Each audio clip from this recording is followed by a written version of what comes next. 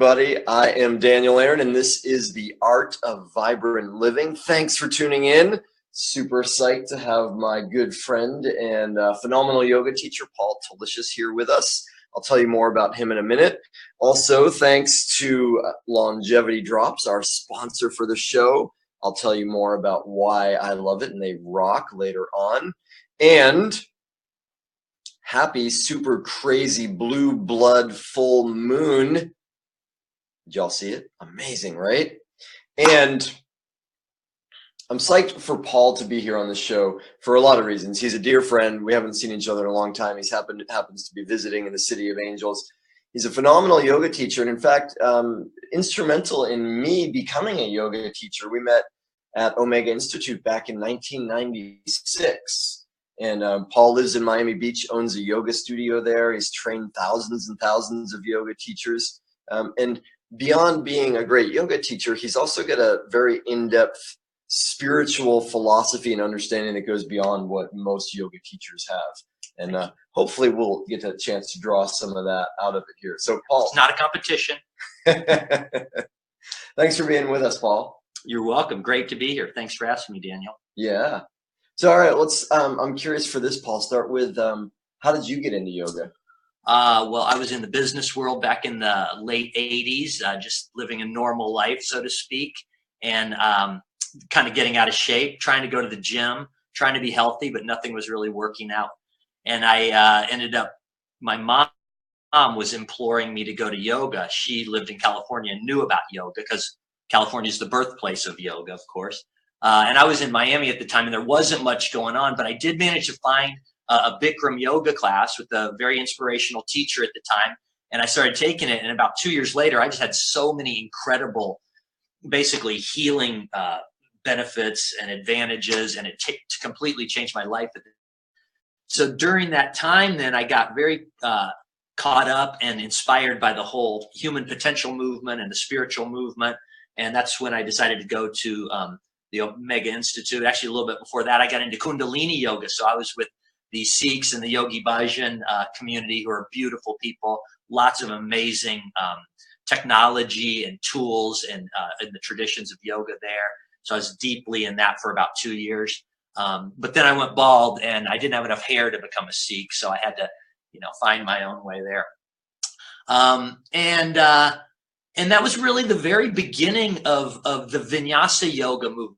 People think that yoga is so old and ancient, and it is, of course, but it has also evolved. And this Vinyasa, which is the largest kind of asana movement in the physical asana world. You want to explain what that is? Yeah, Vinyasa means breath movement system in one context. So this is the kind of flowing sequences, which is prevalent in a lot of different yoga studios that you would find. So that was just getting started in the 90s. It wasn't from like 2,000 years ago that they had these yoga sequences and knew about how to teach alignment and make up creative sequencing that made sense biomechanically. We've developed all that really in the past 30 years. So I was kind of at the beginning of that. And that came from the Ashtanga yoga, of course, of Patabi Joyce. He was the one who showed us the breath movement system in the beginning. And then it morphed into more of a creative, the teachers make up their own sequences. And during that time, I started to teach Vinyasa yoga in Miami Beach. And then I was in a yoga studio called Synergy, and we started a teacher training right in 1998. And that was kind of the very beginning of yoga teacher trainings everywhere. And that has obviously exploded. And I think everybody's now trained as a yoga instructor, but there might be a few more out there to take Daniel's course in May. So the Vinyasa movement also simultaneously came up in the playlist and the kind of the iPod movement, because music and spiritual music and kind of mantra beats kind of being played alongside yoga classes has led to, a lot of enjoyment and fulfillment of the yoga world. And then, the hot yoga, just, you can see all the different brands and the different offshoots, all of these contained in the Hatha Raja Asana movement. It's what I'm talking about. And there's other kinds of yoga to which Daniel was referring, which, are more spiritual based yoga, the jnana yoga of knowledge, the bhakti yoga of devotion, There's other yogas that you can bring into play educationally within the asana context, and not all yoga teachers do that. Not some yoga teachers, many very skillfully keep it in the physical and are very, very talented at explaining how to move the body and align the body to feel certain energies and feel sensations. But there's a big, big possibility for us yoga teachers to influence people and inspire people in their spiritual lives. Yeah. I'm excited about that because I feel like part of why I came back to the US is I want to make a big impact, a paradigm shift in the yoga world and how yoga teachers are showing up. A friend of mine, a great yoga teacher, Edward Clark, pointed out a few years ago that if in popular culture, in the mainstream, you want to have a character on a TV show who is a little airheaded, a bit ditzy, yoga teacher, perfect archetype for it. And it hit me like, wow, that is how we appear a lot of the time in the world. And yoga still getting more popular, right? And it has the potential for yoga teachers, for us, for even the few that have not been trained as yoga teachers, to really to make an impact on people's lives on a bigger level than just as fitness guides. I think that's the whole reason for it. All right, well, let me ask you, because we were talking about this earlier. What's your perspective on why yoga is getting more popular now? What does it bring for you, and what's the potential for people? Yeah, well, it works. If you want to feel good, you can go through these techniques, these tools, these gifts of yoga, I call them, of doing asana, breathing, and it has definite physiological changes in the body that make us feel better. And scientifically, we're starting to understand what these are, which is very exciting. So, for instance, when we slow the respiratory rate, that's how many breaths we take per minute. There's definite effects of slowing the heart rate down and slowing the brainwave frequencies down, so that we don't we can immerse ourselves and dwell between the thoughts for longer. We can become more aware that thoughts aren't bombarding us so quickly. Also, with for instance, the final relaxation pose. People who are new to yoga think it's funny that we all take a group nap for 5 minutes at the end of the class, but that is proven to have an effect on the parasympathetic nervous system, the relaxation response, which was researched by Dr. Herbert Benson. And what they found was if you stimulate the autonomic nervous system through these exercises for however long, and then you rest, you relax and slow down, the effect on the nervous system is the relaxation response, the parasympathetic response. And so you feel that calmness. And people who do yoga obviously know what I'm talking about. You walk out of that room and you actually feel peaceful. It's not a theory up here, like, I should feel more peaceful. You actually feel it. And that's a direct result of calming the nervous system using these techniques and tools, which are ancient, which do come from India, but we've also refined it therapeutically in a beautiful way in our culture. And I think a lot of people are using it. It's a good doorway into slowing down. The other effects are when we move our bodies, we circulate blood all around the body, and the blood, of course, carries oxygen to the cells. So we go upside down, right side up, forward bends, back bends, twists, seated poses, standing poses, balancing on one leg poses, strengthening poses, stretching poses. And the overall effect of that is a holistic benefit to the body. The whole body, all of the systems receive an upgrade from that. And I'm just talking on the physical level here. So when we kind of bolster our physical health, we feel better. It's a vibration too. And that starts to get into the energetic benefits, which I'm not talking about, but certainly we could branch into the aura, the chakras, and the individual vibration and how we work with that to feel better. All right. Yeah, cool. I'm with you. And, we've got a great audience here and a mixed crowd, some of whom are already way into yoga, been doing it for years, and some that are brand new to it. So what are you talking about? Chakra and aura? What's this stuff? Things that we can't see still exist. I know that's like a big theory for some people, but a newsflash.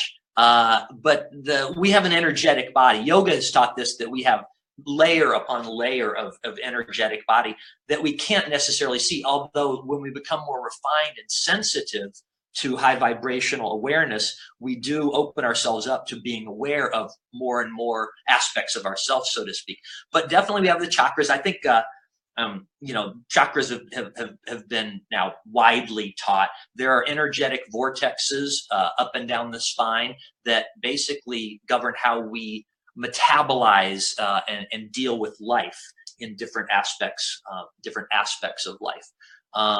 And again, there's lots of healing techniques to work with the energy body. There's teachers who teach to use the elements, so fire, sitting around an open fire, or think of going into a sauna or a steam room. You can use the elements to really transform your energy, and then using water, of course, to even just something as simply as taking a shower cleans the energy body in a way that you can feel it. You do feel cleaner.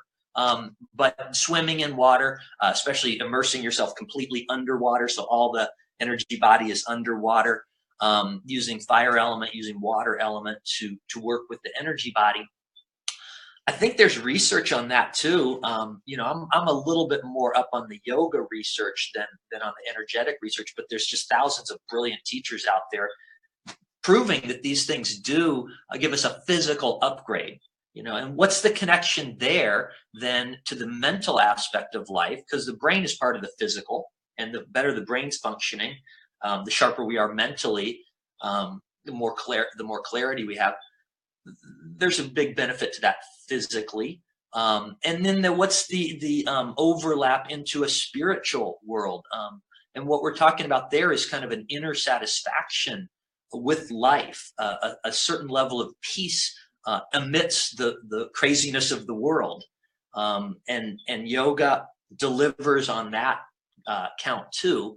But there's other ways to get there too. I'm a yoga instructor, so this is what I'm talking about. But like you say, the audience out there, some of whom do probably more yoga than I do, and others of whom maybe that's not their cup of tea. Even just deep breathing exercises, it's just proven. You can breathe. The yogis have taken the breath science further than anybody.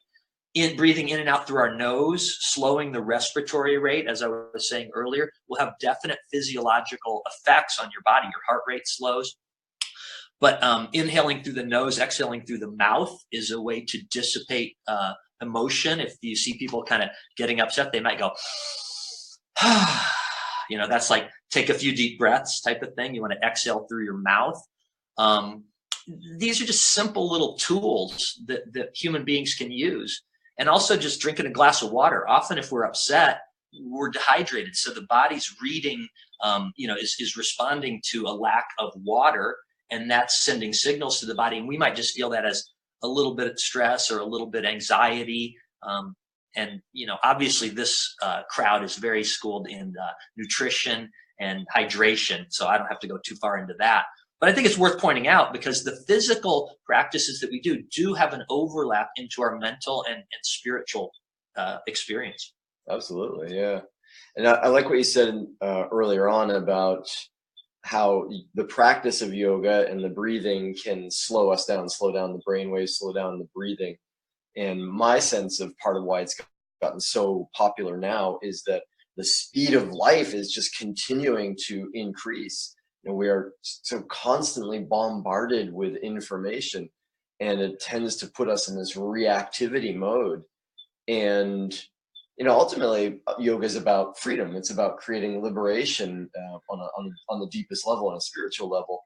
And as long as we are in this reactive mode where it's ping, pong, pang, we're getting inbox. Everybody has 12 different inboxes.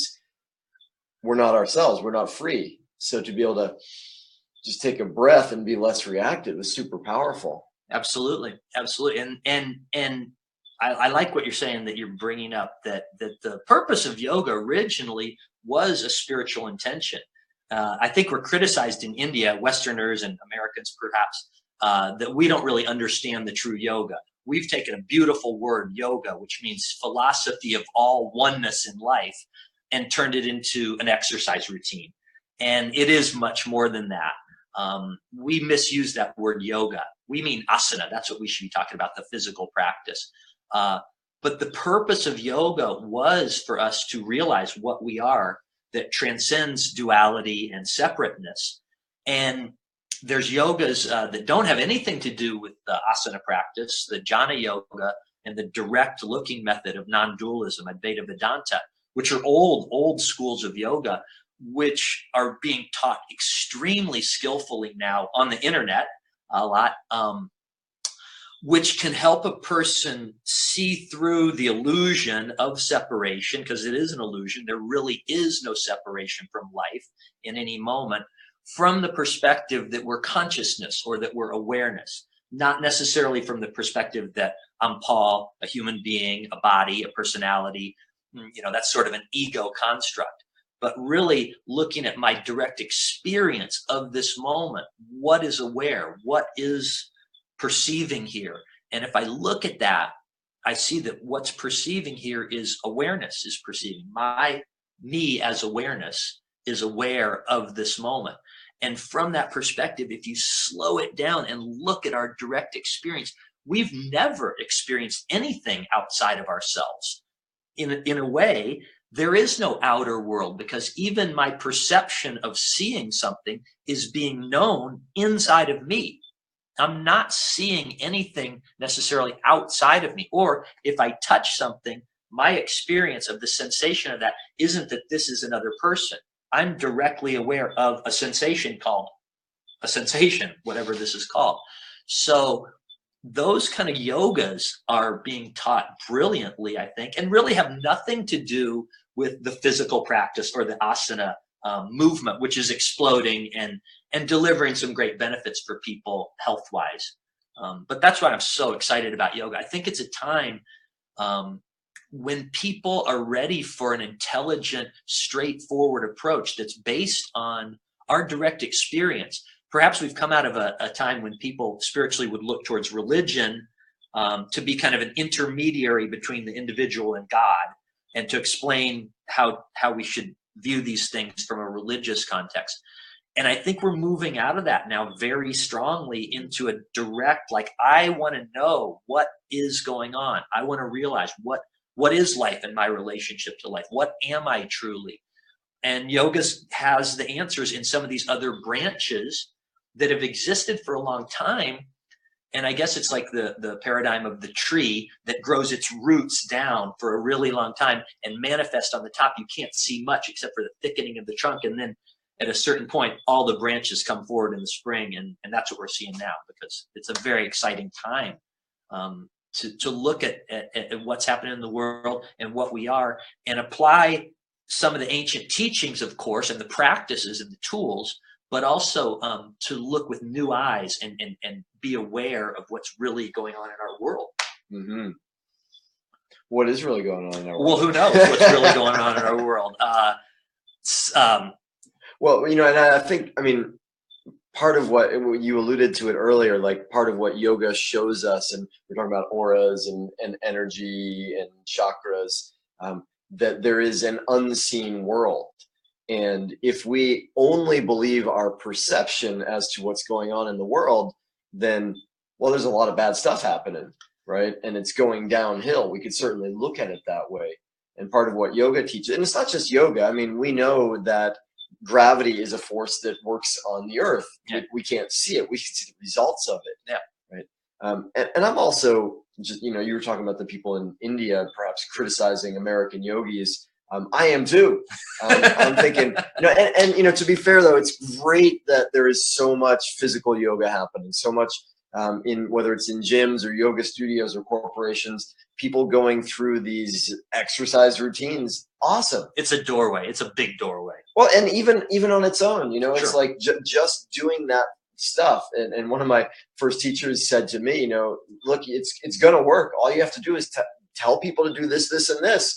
Even if you're an idiot, even if you do it badly, it's going to work. Yeah.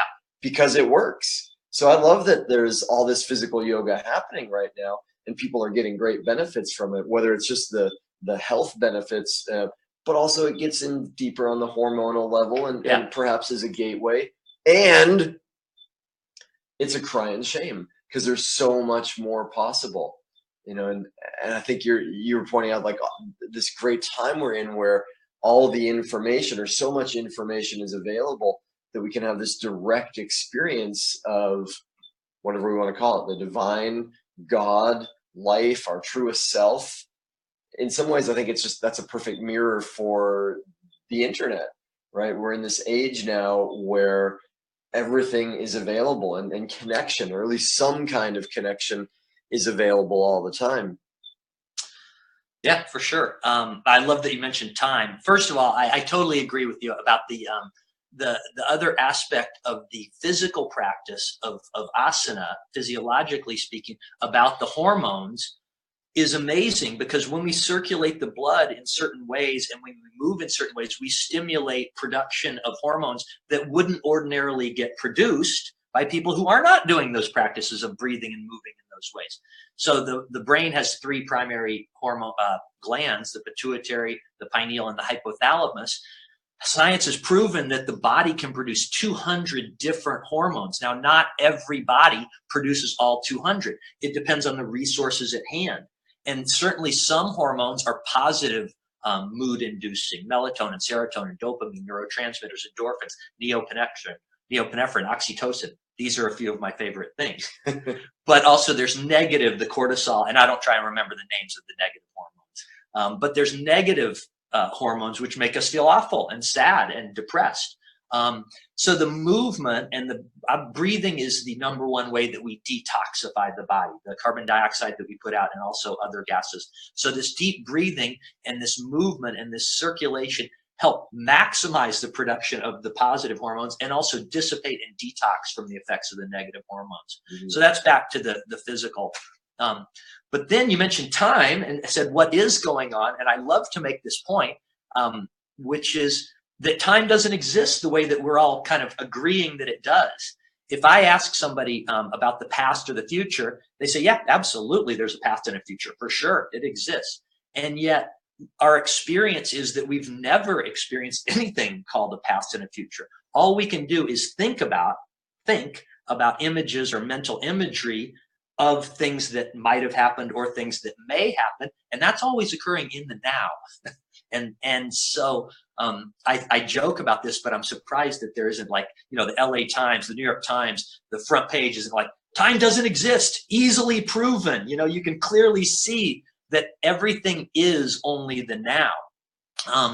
And again, to the idea that we're individuals living in separation, and we're human beings that are processing the now in a subject-object relationship. If we really, really look at that, what it is that's aware as pure awareness isn't a human being.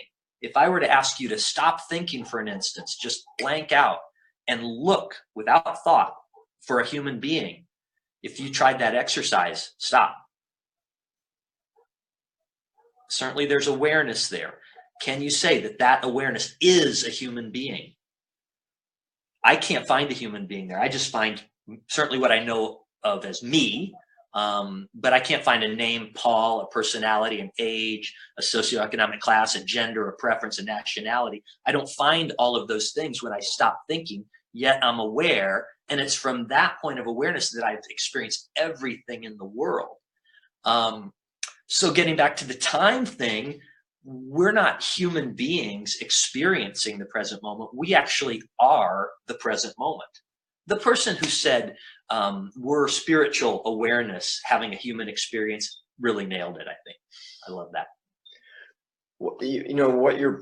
Okay, I got a couple of questions for you. And for me, how I got into yoga in a way is I was in college. I was studying philosophy. I was on the edge of going for a PhD in philosophy. And I realized that I loved that broad perspective. And a lot of what you're talking about here, we could call philosophy. Yes. Right? Non-dualism, different ways of looking at how the world works. Sure.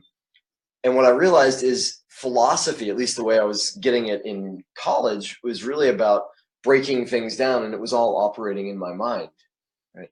And then when I got into yoga, which came after I had something what you might call a spiritual awakening, mm-hmm. where I had an experience of like, whoa, there's more than I have been seeing. There's more than my physical perception has been allowing. Then I got into yoga and I realized yoga's got a really cool philosophy, but it's also practical. It's taking it into action, Yeah. right, onto the mat or into your life. And so when you're talking about the illusion of time or the illusion of separation, what would you say are the effects for people, the detriments of having the illusion, or the benefits of realizing that it is an illusion? I mean, great question. There's no practical benefit whatsoever to spiritual realization. Now, there is, in a certain sense, that there's peace under more varied circumstances. So certainly what we perceive in life, we can't necessarily control. Life is coming at us, sometimes good things, sometimes not good things. So the variance under which we can still be okay on the inside and feel peaceful, I think goes way up when we realize that what we are is awareness, so to speak. Now, some people might say that's very obtuse, but you can know it. You can look at it. People who meditate certainly know exactly what I'm talking about. The other thing is that there's a lot of unconscious fear in the human condition about death. And I know this is supposed to be a high vibrational show, so he's like, why is he talking about death? The message about death, which is the message that yoga teachers and the message that so many spiritual, is that there is no death. It's a very high vibrational thing to talk about when you come from this perspective, because in yoga, certainly reincarnation is true. In Buddhism, reincarnation is true.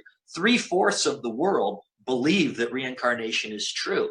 And so what we are as consciousness transcends time and space and the human condition in even this lifetime. And what we really are will live forever. That's the word eternal. And it's hard to get our head around that intellectually, because we think I'm a body.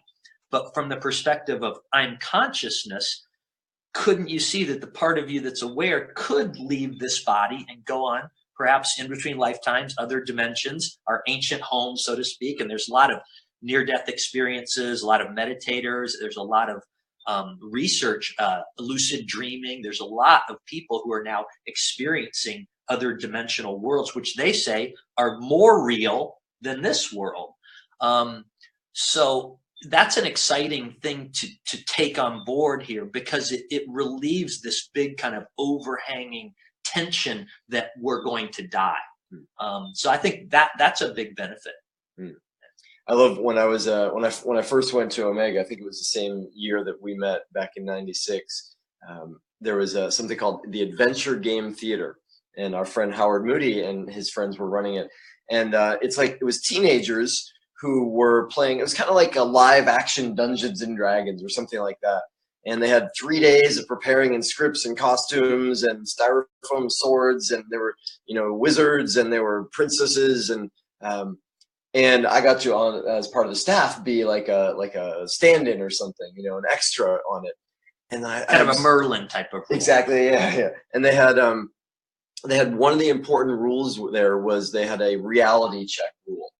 And what that meant was if two kids are standing on top of a building and they're having a sword fight, and the reality is they could slip and fall 20 feet and break their neck, then anybody could then say, reality check. Right? Like, okay, just stop for a second. Good that you're playing the game, and you could die. But they had fantasy check as one of the rules that could be called out. So if people were walking along and they were saying, this game, and they went out of the game and they went into what we consider normal reality, right, they would say fantasy check, because we are here for being in this game. And I love that. And I think that's in a way what you're pointing to, is if we realize that all this stuff and all the problems that we think we have that are so important to us right now is all illusory, and that in fact there is no problem. In fact, the person that we're having a difficulty with, or the traffic, whatever, that's actually fine. It's just part of who we are. I think that's incredibly practical for us. Yeah, it is. It's not necessarily illusory necessarily. It's transitory, right? People who meditate, and the Buddha taught, things are always changing. So what we're perceiving is always changing. So if you're perceiving something negative, don't worry, it'll change. And taking a deep breath and using some of these tools that we have can help that, as well as the consciousness, the recognition. This moment, I'm having a thought which I don't like, but it's not going to stay. It's not going to be your forever. And anything you feel, touch, see, taste, or smell is also always changing. What we perceive is always changing on the inside. But where we're perceiving that, where we're registering it, where we're aware of it, where we're conscious of it, never changes. It's always us on the inside. So getting back to death, just to make a few more points. So I like to talk about when the body dies in that moment. And I don't know what happens.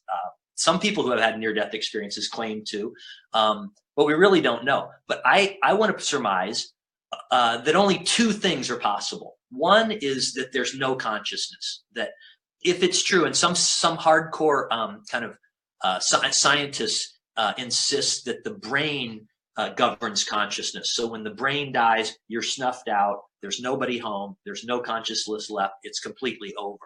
So if that's true, that's one possibility. If that's true, I would liken it, and what would that experience be like? Maybe in that moment in sleep where there's nobody there, that you're not dreaming, because you can be aware in dreams.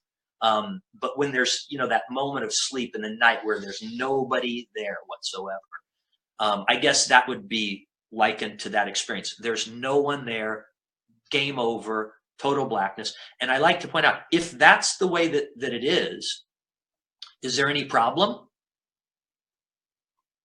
No. Who would be there to register this is a problem? Because if something's there to register, hey, this is a problem, then that means that consciousness does exist. And that carries over after this body dies. And that's the only other possibility. Either the consciousness is snuffed out and there's nothing, or consciousness does continue on, beyond this physical lifetime. And I think then if we just apply logic now, what's the reality that we experience now? Is there no consciousness? Is there nothing? Or is there something happening consciousness? There's something happening consciousness. So it's logical to assume that there's a continuation of that. It's not logical to assume that there's an end in terms of our experience that's forever and final, because then how would consciousness have come into existence in the first place? Something couldn't have just come out of nothing. There must have been something to generate something.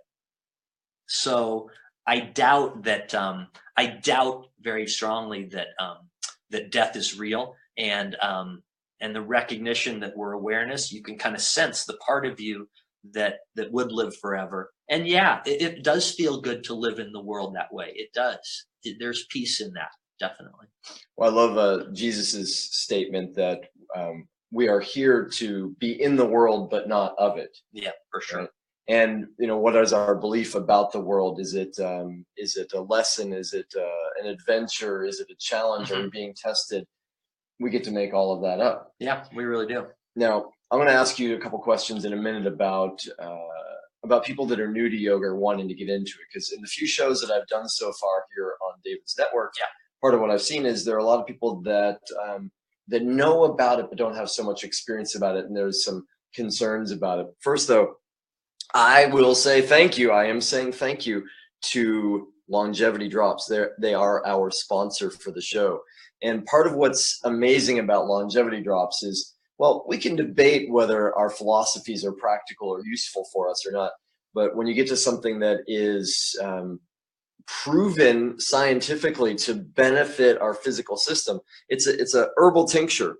And what that means is you take a lot of very powerful elements from nature, like in this case, Romania, chaga mushrooms, cordyceps mushrooms, and distill them and get the very concentrated aspect of it, and take that sublingually, which means, you just take a dropper full of it and put it under the tongue, and first thing in the morning, last thing in the evening. And part of what's great about this one is it's done with a really high quality coconut glycerin. So it doesn't have that alcohol flavor, or for those who are wanting to stay away from alcohol. Makes it not only really palatable and easy, it's really yummy. My daughter loves it. It's like, she's like, can I have more of that? And I'm like, yes, that's so good for you. and when we get tapped into, and I think this ties us back into yoga in a way, when we get tapped into our true nature, and in a world that's becoming increasingly sped up and active, yoga or herbal medicine or deep breathing is saying, come back to our nature. And before I come to the question for you, I'll also let y'all know I said before that I am also criticizing yoga and the way it's showing up in the world. And that's true, and to be fair, I'm not just criticizing it from a distance, because that would be totally lame and irresponsible. I'm also doing my best to do something about it. And really it's that criticism that got me almost 20 years ago to start offering yoga teacher trainings. So, again, if we debate the benefits of the philosophy, one thing that I know for sure is when we go into a yoga class, or if we want to speed that up a lot, go into a yoga training for a period of time and do the practice repeatedly in an intensive way, and get the philosophy of it, and get the anatomy of it, and study with people that are of extremely high vibration. And I'm talking right now without any humility at all about my training at Omega in May. I love that there are so many yoga teacher trainings out there. And when I was a kid, when I was new into yoga, I was a junkie. In fact, I love this story. I don't know if you remember it, but when I was first getting into yoga, Paul had a yoga teacher training going at the time, and you said to me, "Hey, do you want to come do the training? I'll get you a good discount or something." And I was like, "No, I don't want to teach yoga." But I was hooked on yoga for myself. And then it was soon after that, I was like, the next step for me, I didn't want to teach, but was to actually do a training. And I became a junkie because it was so not just fun, it was so powerfully uplifting to me. I got so much transformation every training I did. And because I'm ruthless about improvement, I got to really see how to make trainings really amazing and make them life transformative. And so what we do in that 4 weeks, almost 4 weeks at Omega Institute, is a ton of daily yoga, but it's also the really amazing technology we have for transformation these days, from the Om meditation to breath work, to the community that we create, to the high vibrational food that we have. And I'm still doing it. And I was thinking about this. I love about you. We're talking about yoga, 2 decades after we got into it. And in a way, we're like little kids with it. Yeah. We're like, it's still so cool, and It's getting better. And it's easy for people to burn out in their careers or what they're teaching, or teach the same old thing all the time. And I love that we get to be in this thing and actually helping people measurably improve their lives. Yeah. And one last thing I'll say about it for now is, if you're brand new to yoga, even better. I love it when people come to the teacher training who don't have a lot of experience, because they also don't have the concepts that we have to get out of the way. They have more of the ability to come with an open mind. Yeah. All right. Now, what would you say for people that are, watching here now, and they've heard about yoga, or, I should do yoga, it's good for me, but maybe this is a challenge. My local studio doesn't have a class that I know about, or there isn't a great teacher near me, or I have got some challenges in my body. Yeah. What's helpful for people? Well, first of all, that was great how you told your story. I really appreciated how we were, and it made me remember about the way that you were back then. When we first met, Daniel would get up immediately in the morning and do like a 90-minute Ashtanga Vinyasa. That was the first thing. That was just like the first thing. Then there would be other classes during the day that he would take.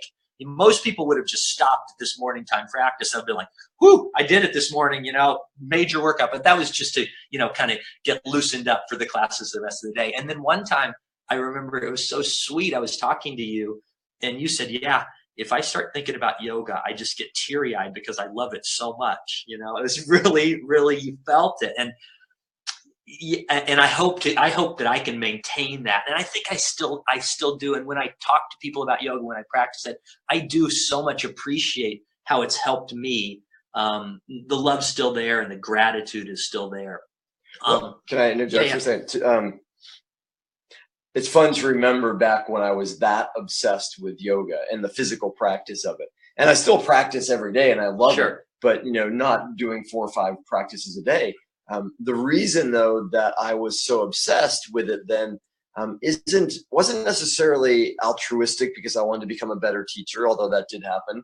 And it wasn't even moral that I thought I'd be a better person. It was just that I wanted to be in less pain. Yeah. And when I got into yoga, in the very beginning, I was awful. If you measure it from the outside, I was overweight. I was stiff. Every class I took, I just poured so much sweat out of me. There was a pool around me. It was horribly embarrassing. And there are all these cute girls there, and I'm like, like looking Sweaty like a loser. gorilla boy. And it was so hard, I thought in the beginning, I thought, well, yoga must be easy. I'd come from martial arts, and I got into it, and it was really hard for me. And yet somehow I realized from the very beginning, like, there's something in this for me. It's benefiting me. Yeah. And even though I was struggling, every time I would feel a little lighter, a little more clear, a little bit more confident in myself. Yeah. And that just kept going, and it still keeps going like that. Yeah. So, I was obsessed largely in the beginning just because I didn't want to feel so bad. Yeah. It wasn't even that I wanted to feel good. It was Right. just that I knew that I could feel not as bad. Great motivator, isn't it? Yeah, to get out of pain. It's a big, big motivator. Well, getting back to your question of how to get into it, there's a sacred fountain of all spiritual information, including yoga, that we can tap into. It's called YouTube. So no matter where you live, we live in this open information age, which is marvelous. If people want to take yoga, in terms of asana, we're talking, they want to take asana classes, they want to take yoga classes near their home at a convenient time. If that's available to you, terrific. Just go for that. It's a slam dunk. 3 times a week, 1 hour a day has the proven benefits of getting people out of mild level depression. And I'm not saying anybody out there is depressed, but 3 times a week, 1 hour a day is enough after about 6 weeks to have a measurable increase in your mood and hormone production. So the one way that I approach it, if you don't have access to a class or don't have money, because the yoga world, like all capitalism, has turned into quite a business world too. And I own a yoga studio. We need to pay our rent, and we're a spiritually based organization, but my landlord doesn't care about that.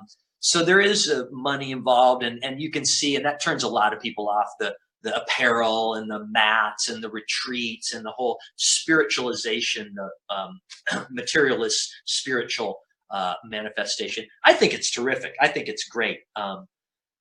But if you don't have the money, you can go on YouTube and just search up sequences of vinyasa yoga or anything, any level, therapeutic yoga, yoga for all ages, yoga for all conditions. You can just Google search on YouTube, and you can get some, all incredible information is out there. One way to approach it, which has been very good for me, sometimes when I travel and go on vacation, it's easy to get out of my routine. So I force myself for 30 minutes a day to practice right when I wake up. I have a cup of coffee first, which is allowed. And then I go right to my mat. And sometimes I don't feel like it. I have to literally force myself to get started. And I put a timer on. I put it for 30 minutes. And I say, okay, Paul, you got 30 minutes and that's it. And then you're going to walk away. And when I string those 30-minute days together for 1 week, 2 weeks, 3 weeks, you can't believe how good you feel after 2 weeks or 3 weeks of just 30 minutes a day. And the other thing I like to tell any student, but beginners in particular, you don't have to do this well in order to receive the benefits. You just have to do it. And I think sometimes in our industry, yoga teachers who are very skillful about the therapeutic alignment aspects give us the impression that I don't understand how to, tuck the tailbone and at the same time draw the front ribs in and still breathe. And there's maybe a assumption that you have to do this right in order to get the benefits. And my experience of practicing, first of all, teaching 12,000 classes and practicing probably 5,000 hours myself, I've never done it right. I don't have perfect alignment. I'm sure I've, done things wrong in every set. And I always feel terrific when I leave that mat. So for me, that kind of proves that there is a margin for error here. It doesn't have to be absolutely perfect in order to get the benefits, but you have to do it. Nobody can do it for us. I joke with some of my friends when we get massage or Thai massage. When you get Thai massage, you want somebody to just move your limbs around and do it for you, and it feels great. But the yoga, you have to stand up there and make your body move. And like Daniel's saying in the beginning, especially for us guys, it's painful. It doesn't feel wonderful to do, but by the end, you do feel a lot better. There's an immediate benefit in the present moment because you're satisfied that you're doing something good for yourself. There's a short-term benefit. The benefits of the exercise of asana and all exercise, but particularly the exercise of yoga, continue for 24 hours or more after you quit practicing, which I think is a really cool thing. You'll sleep better at night. Your body will continue to produce the hormones. Your body will circulate blood better. Your vascular system, your cardiovascular system, your respiratory system. There's an upgrade to the breath capacity. We take 21,000 breaths per day. I know none of us thought we did anything 21,000 except for think about eating. But if I can just get in a yoga class, even a half-hour session, for myself to take extra deep breaths, maybe a couple of hundred, really lung expanding, rib cage expanding, stretching the intercostal muscles that get so tight in between the rib cage, and bring an incremental larger amount of volume of oxygen in for that time period. Every subsequent breath I take of those 21,000 the rest of the day, even if I'm not thinking about deep breathing, has more energy, more oxygen, and more health and life value in it. So 30 minutes a day, it's hard not to be able to justify that amount of time. And if you can undertake it for long enough that you start to feel the self-rewarding benefits, it becomes part of our life. And it's just and it's free. It really can be free. If you find a good little routine on YouTube, you can work it for years. Awesome. That's great. Really helpful. And I'll add on to that just to say that whatever works, that's the best kind of yoga, is whatever yoga works for you. So if it's YouTube, if it's going to a class, if it's just making it up on your own, and I'm with you, you can't do it wrong. And I hear from people so often, like, I'd like to get into yoga, but I'm too stiff, which is just like saying, I'd like to get into shape. I'd like to go to the gym, but I'm not in good shape. Yeah. I'd like to drink some water, but I'm just too thirsty. Exactly. Yeah. Cool. Awesome. Well, I think we will bring it to a close for now. Okay. And you mentioned your yoga studio, Miami Beach, Tropical Vinyasa. Yes, Tropical Vinyasa. And Tom will put that in the comments there. I've been to the studio in Miami. I haven't met the landlord, but so far they seem to be paying their rent. A good man, yes. And it's a beautiful studio. And it is such a gift to be able to practice with someone who's got experience and whose heart is in it. And, Paul's an amazing teacher. So I hope you get the chance down in Miami. Can I make a couple plugs for a couple websites? I mean, we got people, first of all, thanks to everybody who watches this. Thank you very much. I hope we're informative and educational and, somewhat entertaining. But also I know you're on the internet, and sometimes I used to be on the internet looking like, what's good out there? Like, what are the good sites? Like trying to find something really cool. And one of my favorite sites is that site, batgap.com, which we've talked about. That's an acronym for Buddha at the gas pump, BATGAP, batgap.com. And this guy who runs it, Rick Archer, has interviewed like 480 incredible people, and it's totally free. It's a donation-based thing, and I've learned so much off that website. Amazing. There's a woman named Byron Katie who Daniel and I also got a lot out of, and this is more the yoga of belief system. It's the best way that I've ever seen to uncover unconscious belief systems, which could be causing us to suffer, to bring them to the light of the moment, to look at them and to ask whether they're really true or serving us. And so this woman, Byron Katie, has a website called thework.com or thework.org, both. And it's just an amazing, free, transformative process for being happier in life. And one other website I'd throw out there is two other. One guy, my favorite teacher right now of non-dualism is a man named Rupert Spira. Rupert, first name, second name, S-P-I-R-A, Rupert Spira. And he just has a very straightforward approach to teaching yoga non-dualism, Advaita Vedanta, some of these consciousness-based yogas. Really, really brilliant man.